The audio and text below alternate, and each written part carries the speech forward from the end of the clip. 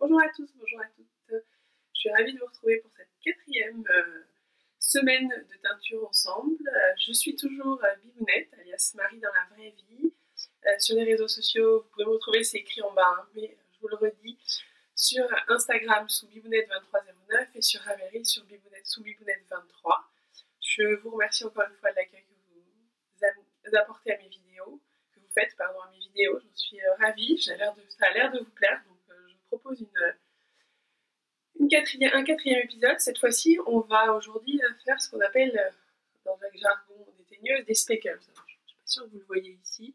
Je vais changer de caméra pour vous amener la caméra sur le plan de travail, pour que vous voyez mieux à la fois le résultat final de ce qu'on va faire, parce que de loin on ne voit pas grand-chose, et puis vous expliquer aussi, parce que ce qu'on va faire, que vous allez participer à mon futur projet et à mon futur châle. Donc je change la caméra de place et on se retrouve tout de suite. Comme promis, on se retrouve. Donc là, vous êtes sur mon plan de travail directement. Vous voyez ici les couleurs, on va pas tout utiliser, hein. J'en ai mis un certain nombre pour m'amuser. Le joli bouquet de fleurs que m'a offert mon mari cette semaine, plutôt très agréable. Je vais vous le tourner parce qu'il n'est pas très beau. Voilà, joli petit bouquet de fleurs de rose de mon mari, jolie surprise de la semaine. Et donc je vais vous montrer ce qu'on va teindre. Donc ce qu'on appelle, j'y arrive toujours pas, je suis pas très douée, pourtant la caméra est là. Ce qu'on appelle les speckles, c'est tout ce que vous voyez ici. Petits grains, points qu'on met dans un écheveau. On peut en mettre un peu, voilà, autant qu'on veut. Celui-là il est rose en soi avec des petits points noirs. Voilà. Celui-là, on peut aussi faire ça avec du ton sur ton. Celui-ci il est au départ plus turquoise, vous le voyez bleu mais il est turquoise avec des petits speckles de la même couleur. Le bain était clair donc ça fait un bleu clair et puis on rajoute les speckles dessus. Ce qu'on va faire aujourd'hui, c'est donc faire des speckles avec pas mal de couleurs. Le but, c'est d'aller avec deux autres écheveaux que j'ai pour un projet de châle pour ma copine Caro Scrap. Je vous mettrai son pseudo. Je pense que vous la connaissez si vous êtes les adeptes d'Instagram. Donc, on va aller avec cet écheveau qui est gris pâle en soi. Et puis cette laine-là qui n'est pas encore en écheveau parce que je l'ai faite hier. Qui est un beau gris foncé. Donc on a deux couleurs, un gris clair, un gris foncé. Et je voudrais rajouter une laine qui sera à base blanche, naturelle, et avec pas mal de couleurs, de points de couleur. Donc ce que je vous propose, c'est qu'on commence tout de suite. On va... Voilà. Ça c'est la boule de laine qui est tombée. J'ai de la chance, les chats sont pas là. Donc pour ça, j'utilise toujours un plateau. Donc mon plateau est là. Je le pose. Je vais vous verrez un peu moins le joli bouquet de mon mari, mais ce qui vous intéresse surtout, c'est ce qu'on va faire ensemble. Donc, vous avez le plateau. Je récupère, comme toujours, vous avez la chance de voir mon écheveau qui vient de tremper. Vous voyez ma cuvette. Vous voyez un petit bout de ma cuvette. Voilà, vous voyez ma cuvette où il y a toujours des écheveaux qui trempent. Donc je prends l'écheveau en soie que j'ai mis à tremper hier soir. Là, en l'occurrence, c'était ce matin. Donc, toujours à tremper dans 1 tiers de vinaigre, 2 tiers d'eau chaude. Toujours de la laine naturelle. Là, on va être sur un mélange plutôt agréable, à savoir 50% de mérinos, 50% de soie. Vous pouvez prendre de la laine basique. Vous pouvez prendre... Voilà. L'essentiel, c'est que ce soit avec de la fibre animale naturelle. Le reste, je ne sais pas comment ça se teint. Je ne peux pas beaucoup vous aider. Là, je les sens vraiment bien. Le but, c'est qu'il y a assez peu d'eau sur l'écheveau. Voilà. Vous voyez, il y a presque plus d'eau sur l'écheveau, vraiment. Il est déjà presque essoré, en fait. Complètement. Je vais poser là, je vais vous montrer après. Je range ma cuvette. Donc j'étale au maximum mon écheveau sur mon... Je vais vous le remettre parce que là, pas grand-chose. Voilà. La lumière est mieux là, vous voyez un peu mieux. Là, il se trouve qu'il y a déjà un petit point rose. Je l'étale au maximum sur un côté. Hop, tout étalé, tout beau. Voilà, mon écheveau. Ce que je n'oublie pas de faire, alors sur les speckles, c'est hyper important parce que sinon vous en avez partout, c'est de mettre des gants. Je vous passe.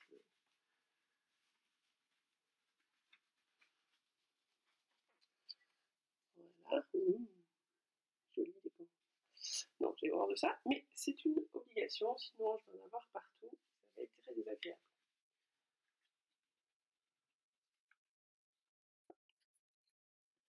Désolée pour la petite interruption, j'avoue qu'il y avait des muffins qui étaient dans le four et qui ont sonné. Donc, vous avez votre plateau avec votre laine bien étalée. Je vais juste le rentrer pour vous montrer. Ici,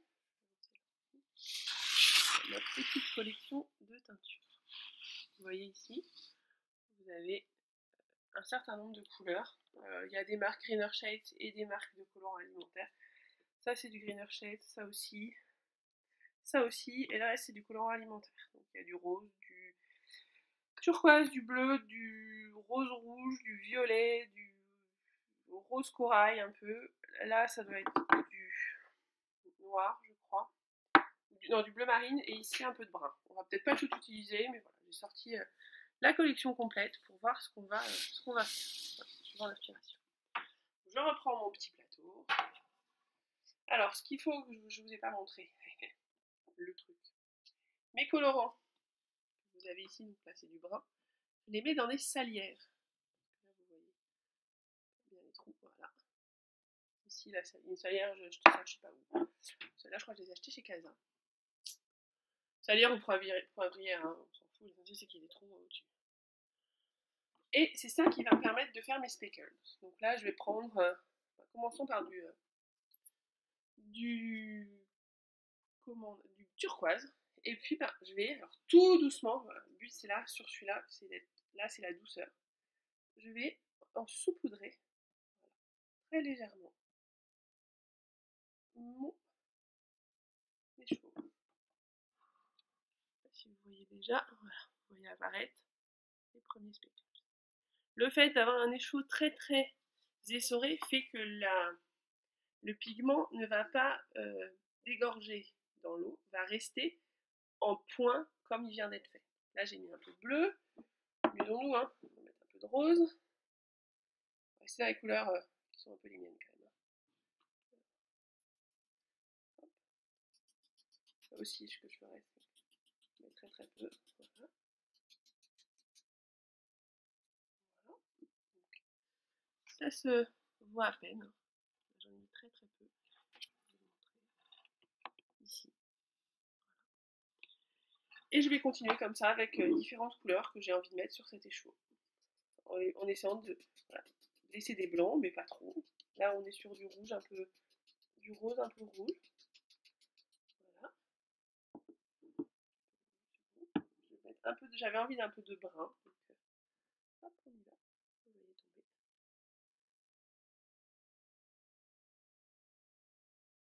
C'est presque de la cuisine.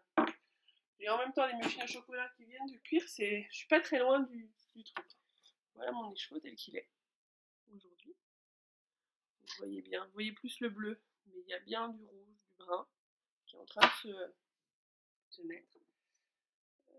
Un peu de bleu plus foncé, et après je vais le retourner. Parce que effectivement j'ai fait qu'un côté. Je vais m'arrêter. Donc je prends mon écheveau. Voilà. Je prends mon écheveau et je vais essayer de le retourner pour qu'il y ait un peu de la couleur partout. Celui-ci, sachant que celui-ci va être quand même assez. Vous vous occupez pas, ça va faire un peu de taches, un peu, voilà, quand vous retournez. Vous vous occupez pas de ce qui se passe, de toute façon à la fin ça va se fondre et ça va faire ce que vous voulez. Et puis je continue. Bah là je vais changer de couleur, je vais remettre un peu de bleu, plus foncé. L'autre était très turquoise. Je vais la un peu plus clair. Je vais reprendre un peu de rouge qui s'appelle fraise chez moi, qui est un peu plus rouge que rose. Voilà. Un peu de ça. Après c'est du copine. Et je vais reprendre un peu de brun parce que j'aime vraiment bien cette couleur un peu brun caramel que j'utilise pas mal. Je fais cette semaine un caramel, une couleur caramel en uni, j'aime beaucoup.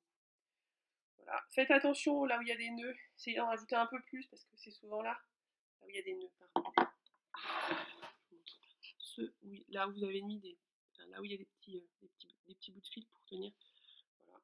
Et puis, bah voilà, votre écheveau à speckle, globalement il est fait. Alors vérifiez qu'il n'y ait pas d'endroit où il y a trop de trous. Mais même c'est aussi ça le principe du speckle, c'est d'avoir un écheveau qui soit assez... voilà. Je vais mettre un peu comme ça, je pense que vous verrez mieux avec la lumière. Et vous avez un écheveau voilà, qui est...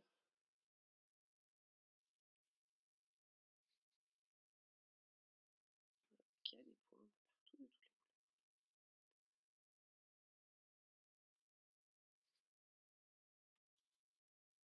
Donc, ce que je vous prends, puis vous avez aussi un plateau qui est plein de couleurs, mais ça c'est pas grave.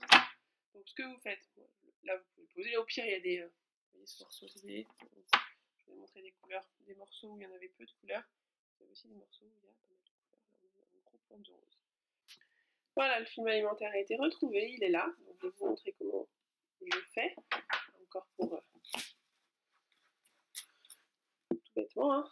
Le film alimentaire, je vais vous le mettre ici, bien.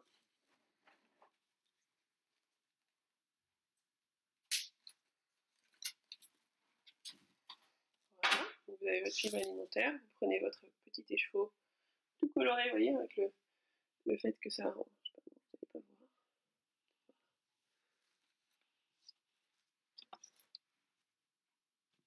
Vous voyez, les couleurs, il y en a un peu partout, tout en restant assez blanc. Donc je prends mon écheveau comme d'habitude, hein. Je l'enroule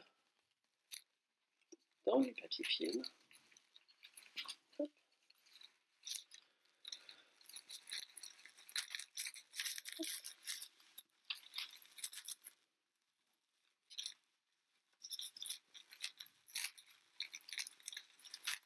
Voilà, et je vais le mettre. Je fais toujours un serpent.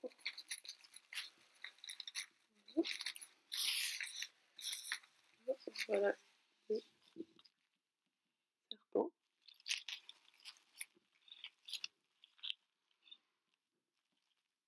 Et je vous propose de le mettre en cuisson et de vous montrer ce que ça donne après cuisson. À tout à l'heure. Rebonjour, on se retrouve, donc la cuisson est terminée. J'avoue, j'avais fait le désempapillotage en film, ça n'a pas... La vidéo a planté, donc je l'ai effectivement désemmailloté de son papier film, et voilà ce que j'obtiens. Un écheveau, alors je vais essayer de vous le mettre un peu loin, en le récupérant bien, voilà pour vous montrer ce que ça donne. Allez, soyons un petit peu intelligents, ça changera. Voilà, vous avez un écheveau avec énormément de couleurs et de nuances.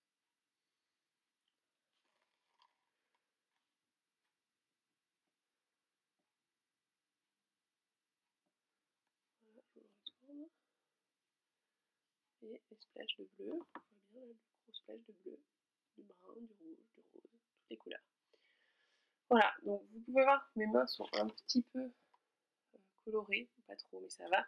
Je sais que quand je fais ces teintures-là, ça dégorge pas mal quand vous allez rincer. Voyez, donc, je rappelle, hein, je l'ai fait cuire pendant 25 minutes, 20 minutes au cuit-vapeur. Je l'ai enlevé de son papier cellophane et maintenant je le laisse refroidir. Là, il est presque froid d'ailleurs. Je le laisse refroidir et je le rince. Quand vous allez voir, quand vous allez le rincer, ça va dégorger. Moi, ce que je fais toujours quand je fais des speckles comme ça, que je pose sur de la fibre presque sèche, comme je vous ai montré tout à l'heure, bien essorée, c'est que je le passe au moins une demi-heure, je le fais tremper au moins une demi-heure dans le vinaigre pour que ça finisse de fixer la couleur. Ça permet de rincer, et ce qu'il faut, c'est quand vous rincez toujours, c'est que l'eau soit claire. Parce que si l'eau n'est pas claire maintenant, quand vous l'aurez tricoté et que vous allez rincer, vous allez mettre avec d'autres couleurs, ça va dégorger sur vos autres couleurs, et là, vous allez juste dégoûter. Donc, ce que vous faites, c'est que vous laissez bien refroidir, vous le mettez à tremper une demi-heure, 1 heure, 2 heures, n'importe. Dans de l'eau, pareil, le même mélange qu'au début. 1 tiers de vinaigre, 2 tiers d'eau, et vous laissez une demi-heure, 3/4 d'heure. Votre eau sera peut-être un peu colorée, c'est pas très grave. Vous rincez bien, il faut que l'eau soit très claire. Si l'eau n'est pas claire, vous remettez dans le vinaigre. Et une fois que l'eau est claire, vous êtes tranquille. Vous pouvez le faire sécher et puis le mettre en pelote et en écheveau. Je vais le faire moi avec celui-là pour vous montrer. Je vous montrerai à la fin de la vidéo. Donc je filmerai demain ce que ça donne quand c'est au départ en cake et après en écheveau. À demain plutôt. Bonjour à tous, comme première on se retrouve pour voir les résultats de l'écheveau qu'on a peint ensemble, avec, vous vous souvenez des salières qu'on a déposé sur la matière. Donc voilà le cake que j'ai fait ce matin. Vous voyez toutes les couleurs qu'on a mis, hein. Le dessus et le dessous du cake. Vous voyez bien un peu plus loin. Vous voyez bien les couleurs. Il est vraiment très très multicolore. Ce qu'on va faire maintenant, c'est le mettre en écheveau. Donc, je vous ai déjà montré dans la vidéo 2 comment on faisait avec l'échafaudoir, vous savez, le grand parapluie.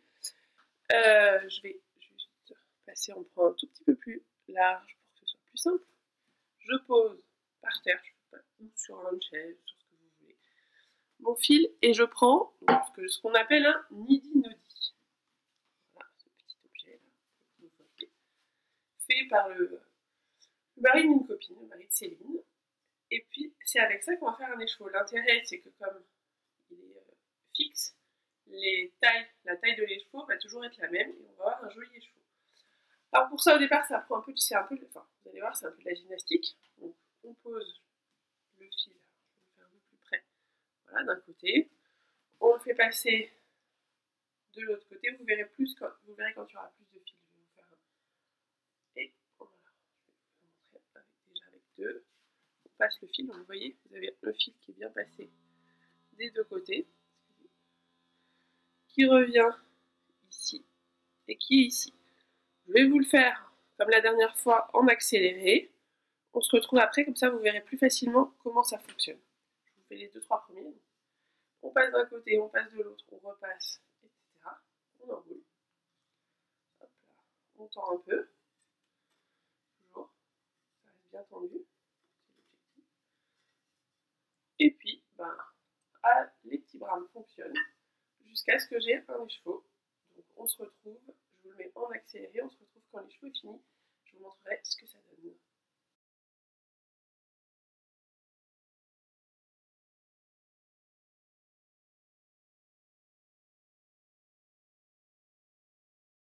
On se retrouve, l'écheveau est entièrement sur le nidi-nodi.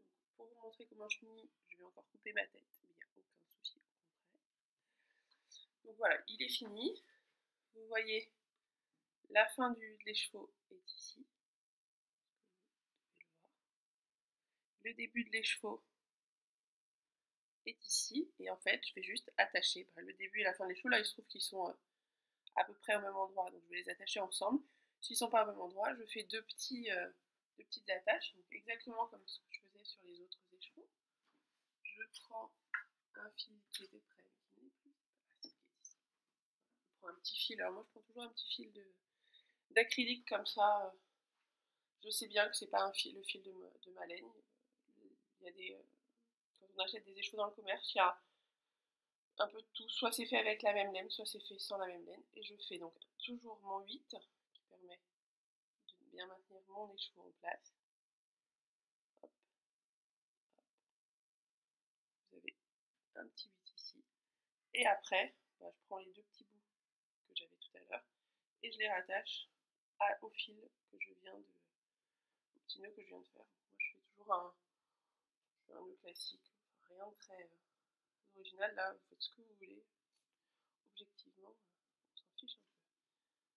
Voilà. Et vous avez donc ici votre écheveau qui est bien attaché avec votre laine. Moi je recoupe ça un petit peu pour que ce soit plus joli. On attaque le détail. Pour finir, il va bien falloir sortir ma laine de ce truc là. Je tire tout simplement sur un côté. Hop là. Et mon écheveau vient. Moi je laisse toujours un bout. Vous voyez, souvent. Quand c'est du mérinos, quand c'est de la soie c'est tellement, ce qui est le cas ici, hein. Vous le voyez pas trop, mais il est très facile là, vous le voyez bien, il est brillant, c'est de la soie. La soie c'est plus mou que le mérinos, donc je l'enlève complètement. Vous l'avez ici, et je vais faire un écheveau. Toujours la technique de j'enroule au maximum. J'enroule au maximum mon écheveau. Je me mets autour d'un. Moi j'aime bien faire autour d'un objet, n'importe lequel, ça peut être un. Je plie au milieu. Et quand j'enlève, comme par magie, mon écheveau est en train de se faire. Alors, il faut toujours faire descendre les plis pour que les chevaux se fassent joliment. Voilà, c'est le cas ici. Je vais resserrer encore un petit peu. Je les aime bien les chevaux assez serrés en fait, mais ça c'est chacun voit midi à sa porte. Ça aussi, voilà. Je vais vous le montrer. Voilà, mon écheveau est terminé. Je vous laisse le découvrir. Voilà, donc il correspond à ce que je voulais. Il est peut-être un peu plus rose que ce que je voulais, mais il me plaît beaucoup. Et je pense surtout que quand je vais le tricoter, hop là, c'est de la soie, donc c'est assez mou, avec ce joli petit écheveau. Et là c'est une boule parce que j'ai pas fait j'ai pas encore mis en écheveau. Et un troisième. On devrait avoir, alors vous avez un peu moins de brillant et un peu moins le rosé qu'on peut avoir. Voilà, c'est assez proche là. Je pense qu'on devrait avoir un châle qui devrait être pas mal. Voilà ce que j'avais à vous montrer ce matin. Pour terminer, un petit mot peut-être tiens sur ce que je porte juste. C'est, je sais pas si vous, c'est le Leavenwick de Gudrun Johnson, qui est un gilet qui au départ est beaucoup moins fermé que ça. Enfin, les boutons doivent venir là.